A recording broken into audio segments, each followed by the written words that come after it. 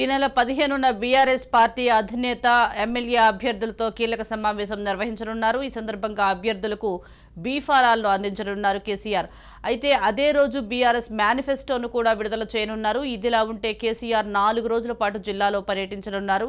మొదటగా 15న హుస్నాబాద్ నియోజకవర్గంలో బహిరంగ సభలో పాల్గొంటారు. 16న భువనగిరి, జనగామ బహిరంగ సభల్లో, 17న సిద్దిపేట, సిరిసిల్లలో సీఎం కేసీఆర్ పర్యటిస్తారు. 18న జడ్చర్ల, మేడ్చల్ బహిరంగ సభలో పాల్గొంటారు. ఇదిలా ఉంటే నవంబర్ 9న కామారెడ్డి, గజ్వెల్లో కేసీఆర్ నామినేషన్ వేయనున్నారు. ఈ నెల 15న బీఆర్ఎస్ పార్టీ అధినేత ఎమ్మెల్యే అభ్యర్థులతో కీలక సమావేశం నిర్వహించనున్నారు. ఈ సందర్భంగా అభ్యర్థులకు బీఫారాలను కూడా అందించనున్నారు కేసీఆర్. అయితే అదే రోజు బీఆర్ఎస్ మేనిఫెస్టోను కూడా విడుదల చేయనున్నారు. ఇదిలా ఉంటే కేసీఆర్ 4 రోజుల పాటు జిల్లాల్లో పర్యటించనున్నారు. మొదటగా 15న హుస్నాబాద్ నియోజకవర్గంలో బహిరంగ సభలో పాల్గొంటారు. 16న భువనగిరి, జనగామ బహిరంగ సభల్లో, 17న సిద్దిపేట, సిరిసిల్లలో సీఎం కేసీఆర్ పర్యటిస్తారు. 18న జడ్చర్ల, మేడ్చల్ బహిరంగ సభలో పాల్గొంటారు. ఇదిలా ఉంటే నవంబర్ 9న కామారెడ్డి, గజ్వెల్లో కేసీఆర్ నామినేషన్ వేయనున్నారు. దీనికి సంబంధించి పూర్తి సమాచారం మా ప్రతినిధి మహేందర్ అందిస్తారు. మహేందర్, చెప్పండి. ఈ నెల 15న సీఎం కేసీఆర్ ఎమ్మెల్యేలతో కీలక సమావేశం నిర్వహిస్తున్నట్లుగా తెలుస్తోంది. అసలు ఏ అంశాలపై చర్చించే అవకాశం ఉంది? అదేవిధంగా బీఫారాలు కూడా ఇస్తున్నట్లుగా సమాచారం. పూర్తి అప్డేట్స్ ఏంటి? ఎస్ సుజాత, మొత్తానికి ఎలక్షన్స్ షెడ్యూల్ వచ్చిన నేపథ్యంలో బలంగా బీఆర్ఎస్ పార్టీ పూర్తిగా సభలకు, సమావేశాలకు మొత్తం తెరలేపిందని చెప్పొచ్చు. పూర్తిగా బహిరంగ సభలో కూడా ప్రణాళిక ఇప్పటికే సిద్ధం చేసిందని చెప్పొచ్చు. అక్టోబర్ 15వ తేదీన ఒకే రోజున ఆయన పూర్తిగా ఎలక్షన్ మేనిఫెస్టో విడుదల చేయడం, బీఆర్ఎస్ పార్టీ నేతలకు మొత్తం ఎమ్మెల్యేలతో ఆయన ఒక మీటింగ్ ఏర్పాటు చేసుకుని అక్కడనే బీఫామ్లు అందజేయడం, అదే రోజు హుస్నాబాద్లో ఎలక్షన్ శంఖారావం పూరించేలాగా ఆయన ప్రణాళిక చేయడం. ఎలక్షన్ అయితే హుస్నాబాద్ నుండే మొదట ఆయన ఎలక్షన్ శంఖారావం పూరించనున్నారు. అదే రకంగా అక్కడి నుంచే పూర్తిగా షెడ్యూల్ అనేది నిర్ణయం చేశారు అక్కడ ఈ బీఆర్ఎస్ పార్టీ నేతలు. ఈ క్రమంలో అయితే అక్టోబర్ 15న మొత్తం కేసీఆర్ జిల్లాలో ముఖ్యమంత్రి కేసీఆర్ అన్ని జిల్లాల్లో కూడా ఆయన పర్యటించిన నేపథ్యంలో 15న హుస్నాబాద్ నియోజకవర్గంలో నిర్వహించే బహిరంగ సభలో సాయంత్రం 4 గంటలకు ఆయన అక్కడ నుండి ఒక బహిరంగ సభలో ప్రసంగించనున్నారు. అక్కడ నుండే ఎలక్షన్ సమరవేరిని ఆయన ముగించనున్నారు. అక్కడ మొత్తంగా బీఆర్ఎస్ పార్టీ చేసినటువంటి అభివృద్ధిని, ఏదైతే ప్రతిపక్షాలను చేస్తున్నటువంటి ప్రచారాలు, అలాగే బీజేపీ, కాంగ్రెస్ చేస్తున్నటువంటి ప్రచారాలు, ఇప్పటికీ వీరు చేసినటువంటి అభివృద్ధి, ఇవన్నీ కూడా అక్కడి నుంచి ఆయన చెప్తూ దాదాపు సమరబేరి దాదాపు ఒక ఎలక్షన్ గత సంవత్సరం ప్రగతి నివేదిక సభ ఎవరైతే ఏర్పాటు చేశారో ఆ రకమైనటువంటి బహిరంగ సభ అక్కడ హుస్నాబాద్లో ఆయన ఏర్పాటు చేస్తున్నారని తెలుస్తుంది. సో ఆ రకంగా ఇప్పటికే బీఆర్ఎస్ ప్రణాళికను కూడా సిద్ధం చేసింది. సో 16వ తేదీన జనగామ, భువనగిరి నియోజకవర్గాల్లో, 17న సిద్దిపేట, సిరిసిల్ల నియోజకవర్గాల్లో, 18న జడ్చర్ల నియోజకవర్గాల్లో దాదాపు సాయంత్రాల పూట మొత్తంగా ఇటు మేడ్చల్లో 4 గంటలకు మొత్తం ఒకే రోజు ఇట్లా ఒక సమయం ఎక్కడ కూడా వృధా కాకుండా దాదాపు ఆయన ఒకే రోజు 2 సభలు నిర్వహించేలాగా పూర్తిగా బహిరంగ సభలు వచ్చేలా పూర్తిగా ఏర్పాటు చేశారు. సో ఇప్పటికైతే ఎలక్షన్ కమిషన్ వచ్చింది, ఎలక్షన్ ఎప్పుడైనా షెడ్యూల్ రావచ్చు అని మొదట భావించినటువంటి బీఆర్ఎస్ పార్టీ కొన్ని హామీలను ఎక్కడైతే పెండింగ్ పెట్టారో అవన్నీ చేయలేని పక్షాన మరి ఇప్పుడు అవన్నీ కూడా మేనిఫెస్టోలో మరోసారి పొందుపరిచి వాటినే ఇప్పటికీ హామీ ఇచ్చి సాధ్యం కాలేదు, ఎలక్షన్ కోడ్లో అయితే పెండింగ్ ఉన్నాయో వాటినే హామీలుగా మరోసారి ప్రకటించే అవకాశం కనిపిస్తుంది. 15వ తేదీ నుంచి 18వ తేదీ వరకు అయితే కీలకంగా ముఖ్యమంత్రి కేసీఆర్ పర్యటించనున్నారు. ఇప్పటికే పార్టీ వర్కింగ్ ప్రెసిడెంట్ ఇటు బీజేపీని, కాంగ్రెస్ను అంటూ ఒక ప్రకటన చేశారు. తొందరలోనే 2-3 రోజుల్లోనే సింహం బయటికి వస్తుంది, గుంటనక్కలైనటువంటి బీజేపీ, కాంగ్రెస్ నేతలు జాగ్రత్త. అలాగే ప్రజలను కూడా ఉద్దేశించి ఆయన చెప్పారు, ఎవరు కూడా ఈ హామీలను నమ్మొద్దు, వీళ్ళు మాయ మాటలు చెప్పేదాన్ని నమ్మొద్దు, వచ్చేది మన ప్రభుత్వమే అంటూ ఆయన చెప్పిన నేపథ్యం. మరోవైపు కేసీఆర్ ఆరోగ్య పరిస్థితి నిలకడగలేదు, పరిస్థితి బాగలేదు ఆయన అని చెప్పుకొచ్చిన నేపథ్యంలో మరోపక్క కేటీఆర్ మరి సింహం బయటికి వస్తుంది 2 రోజులు అని చెప్పడం, మరి 15వ తేదీ నుంచి 18వ తేదీ వరకు పూర్తిగా సభలు, సమావేశాల ప్రణాళికలు రూపొందించడం. సో ఇవన్నీ కూడా బీఆర్ఎస్ పార్టీ అన్నిటికీ సిద్ధంగా ఉన్నాం, ఎలక్షన్స్ ఎప్పుడు వచ్చినా అన్నట్టు ముందుగా చెప్పడం, ఆ రకంగా టికెట్లు ప్రకటించుకోవడం. ఇప్పుడు ఈ 4 రోజులు కీలకంగా మరి ఇటు ఉత్తర తెలంగాణతో పాటు ఇటు పశ్చిమ తెలంగాణ దాదాపు షెడ్యూల్ కూడా ప్రకటించేసుకుంది బహిరంగ ప్రకటనలకు. మరోవైపు హరీష్ రావు, కేటీఆర్ ఇప్పటికే రాష్ట్రంలో అన్ని జిల్లాలు పూర్తిగా ఆయన తిరుగుతూ ఇప్పటికి ఇచ్చిన హామీలన్నీ కూడా నెరవేర్చిన నేపథ్యం. మరోవైపు ఇప్పుడు మరి ఒకవేళ ఇక్కడ ఒక ఎలక్షన్ కోడ్ వస్తున్న నేపథ్యంలో మరి బీఆర్ఎస్ పార్టీకి ఒక షాక్ కూడా అనుకోవచ్చు. ఎందుకంటే అధికార పార్టీలకు, అధికార కార్యక్రమాలకు మరి ఎమ్మెల్యేలు కానీ ఎవరు కానీ ప్రభుత్వ వాహనాలను కానీ పోలీసుల వ్యవస్థను కానీ వాడుకోవడానికి వీల్లేని సమయంలో మరి ఈ సభలు సమావేశాలు ఎలా విజయవంతమైన అది కూడా అవసరం. గతసారి అయితే అధికారం ఉండగానే వాళ్ళు చేసినారు, షెడ్యూల్ రాకముందు చేసుకున్న నేపథ్యం. ఈసారి మాత్రం పూర్తిగా షెడ్యూల్ వచ్చిన తర్వాత జరగబోయే బహిరంగ సభలు సమావేశాలు ఇవన్నీ ఉన్న నేపథ్యంలో మరి ప్రభుత్వ వస్తువులు, ఏది ఆస్తులు కూడా ఏవి వాడకుండా ఉండడానికి ఆ కోడ్ అడ్డగిస్తుంది. సో ఇవన్నీ నేపథ్యంలో పూర్తిగా అన్ని ఏర్పాట్లు అయితే చేసుకున్నట్టుగా బీఆర్ఎస్ పార్టీ సిద్ధంగా ఉందని చెప్పుకోవచ్చు. ఓవైపు అక్కడి నుంచి ఆయన ఎన్నికల శంఖారావం పూరించనున్న నేపథ్యంలో ఇప్పటికే అసెంబ్లీలో బీఆర్ఎస్, కాంగ్రెస్, బీజేపీ, కాంగ్రెస్ ఎన్నో హామీలు ఇస్తున్నాయి, ఆ గ్యారంటీలు వారంటీలు ఇస్తున్నాయి మరి ఆయన చెప్పడం. అలాగే గత అసెంబ్లీలో ఆయన ఒక మాట కూడా అన్నారు, మేము మా అమ్ముల పొదిలో అనేక అస్త్రశస్త్రాలు ఉన్నాయి, మేము ఒక్కటి తీస్తే చాలు, మేము ఈసారి 3వ భారీ మెజారిటీతో గెలున్నామని చెప్పేసి.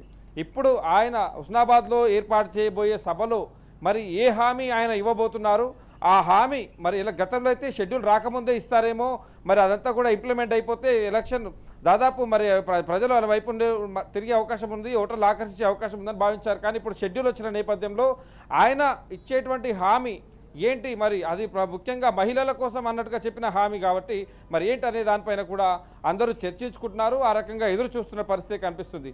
సో 15, 16, 17, 18 ఈ షెడ్యూల్ రావడం, 15వ తేదీన ఆయన ఒకే రోజు బీఫామ్లు ఇవ్వడం, మేనిఫెస్టోను ఆ రోజే ప్రకటించడం, మరోపక్క బహిరంగ సభను ఏర్పాటు చేయడం. సో ఈ రకంగా ఆ రోజు షెడ్యూల్ ఉంది. నవంబర్ 9వ తేదీన ముఖ్యమంత్రి కేసీఆర్ కోనాయిపల్లిలో ఆయన ఎప్పటిలాగే వెంకటేశ్వర స్వామి దర్శనం చేసుకొని అక్కడ పూజలు చేసి ఇటు మొదట గజ్వెల్లో ఆయన నామినేషన్ వేస్తారు, ఆ తర్వాత కామారెడ్డిలో నామినేషన్ వేసేలాగా కూడా ఆయన షెడ్యూల్ అనేది ప్రకటించారు. మహేందర్ రెడ్డి, అలాగే బీఆర్ఎస్ మేనిఫెస్టో అసలు ఎలా ఉండబోతుందంటారు? ఇప్పటికే కాంగ్రెస్ ఎన్నో గ్యారంటీ పథకాలతో ముందుకు వస్తుంది, ఇప్పుడు బీఆర్ఎస్ ఎలా ఉండబోతుందంటారు? ఖచ్చితంగా బీఆర్ఎస్ మేనిఫెస్టో మాత్రం చర్చించుకునేదాకా ఉంటుంది. ఎందుకంటే ఇప్పటికే బీజేపీ, బీఆర్ఎస్ అమలు పరుస్తున్నటువంటి హామీలు ఏదైతే కాంగ్రెస్ ఇచ్చిన హామీలు ఏవైతే ఉన్నాయో, కాంగ్రెస్ ఇటు రిజర్వేషన్ల మీద ఒక సబ్జెక్టు వాళ్ళు రావడం, 6 గ్యారంటీలన్నీ ఒకటి రావడం, ఎస్సీ ఎస్టీ డిక్లరేషన్లు అంటూ ఒకటి రావడం, ఇవన్నీ కూడా దాదాపు ఇప్పటికే బీసీలకు అంటూ ఒక ఉద్యమాలు చేయడం, మరి ఇవన్నీ నేపథ్యంలో ఓవైపు నుంచి బీసీ బిల్ అనే దానికోసం వీళ్ళు పోరాటం చేస్తున్నా బీసీలకు బీఆర్ఎస్ పార్టీ అన్యాయం చేసిందంటూ భారీ సభలు, భారీ బహిరంగ సభలు మొన్న చేవెళ్లలో ఏర్పాటు చేశారు, నిన్న పెరగడంలో ఏర్పాటు చేసిన సభలు కావచ్చు, ఇవన్నీ కూడా భారీ సభలు ఏర్పాటు చేసుకున్న నేపథ్యంలో మరి ఓవైపు కాంగ్రెస్ పార్టీ, బీజేపీ పార్టీ ఇతర కులాలను, మతాలను అన్ని కూడా హక్కు చేసుకున్న నేపథ్యం. మరి అలాంటిది ఈ 6 గ్యారంటీ కాంగ్రెస్ పార్టీ మొదటగా మాట్లాడుకున్నట్టయితే కాంగ్రెస్ పార్టీ ఇచ్చిన 6 గ్యారంటీలు కాదని, ఎస్సీ ఎస్టీ డిక్లరేషన్ కాదని, మరి బీఆర్ఎస్ పార్టీ అంతకు మించి ఏం చేయబోతుంది, ఇటు ఎస్సీ ఎస్టీల కావచ్చు, మరి ఈ గ్యారంటీలు 6 గ్యారంటీలు ఏవైతున్నాయో అంతకు మించి మరి బీఆర్ఎస్ పార్టీ ఏమి ఇవ్వబోతుంది అనే దానిపైన మేనిఫెస్టోలో ఏం పొందుపరిచారు. ఏదైనా సరే 3వసారి ఆయన ముఖ్యమంత్రిగా పీఠం ఎక్కాలనుకున్నప్పటికీ బీఆర్ఎస్ పార్టీకి ఇక్కడ మొదటి నుంచి కూడా బీఆర్ఎస్ పార్టీ ఖచ్చితంగా 100 సీట్ల టార్గెట్ మాదని చెప్తున్న నేపథ్యంలో మరి ఇంత పెద్ద టార్గెట్ వాళ్ళు రీచ్ అవ్వాలంటే మాత్రం ఖచ్చితంగా మేనిఫెస్టో చాలా బలంగా ఉండాల్సిన అవసరం ఉంది. మరి ఆ రకంగా ఏ రూపొందించారనే దానికి తెలుసుకోవడానికి ఖచ్చితంగా 15వ తేదీన మాత్రం ఆ బహిరంగ మేనిఫెస్టోను అందరూ చూడబోతున్నారు. ఇప్పటికైతే విశ్లేషకులు చెప్తున్నది గతంలో ఇచ్చిన హామీలకు కాస్త మెరుగ్గా కొంత ఉంటుంది అనేటట్టు తెలుస్తున్న నేపథ్యం. మరి ఇప్పటికైతే వాళ్ళు పొందుపరిచిన వాటిలో మధ్యాహ్న భోజన గతంలో అయితే విద్యార్థులకు చిన్న పాఠశాలల నుంచి కూడా విద్యార్థుల భవిష్యత్తు గురించి కావచ్చు, దాదాపు మరి సంక్షేమ పథకాలు కావచ్చు, విద్యార్థి పింఛన్లు కావచ్చు, దాదాపు అన్ని కూడా ఉద్యోగులకు పిఆర్సీ కావచ్చు, దాదాపు అన్నింటినీ కూడా వాళ్ళు నోటిఫికేషన్లు, ఆర్టీసీని ప్రభుత్వం విలీనం, దాదాపు ఎప్పుడైతే మాటలు ఇచ్చారో అవన్నీ కూడా కొన్ని ఇచ్చినా ఇవ్వకున్నా కూడా దాదాపు అన్నీ కూడా నెరవేర్చిన నేపథ్యం.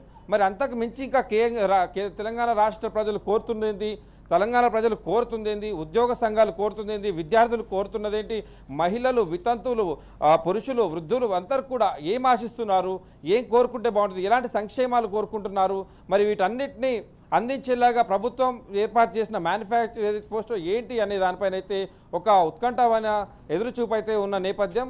మరి వారు ప్రకటించిన తర్వాత ఇప్పటికే కాంగ్రెస్ పార్టీ ఇచ్చిన హామీలపైన దాదాపు గ్యారెంటీలపైన చర్చ నడుస్తున్న నేపథ్యం.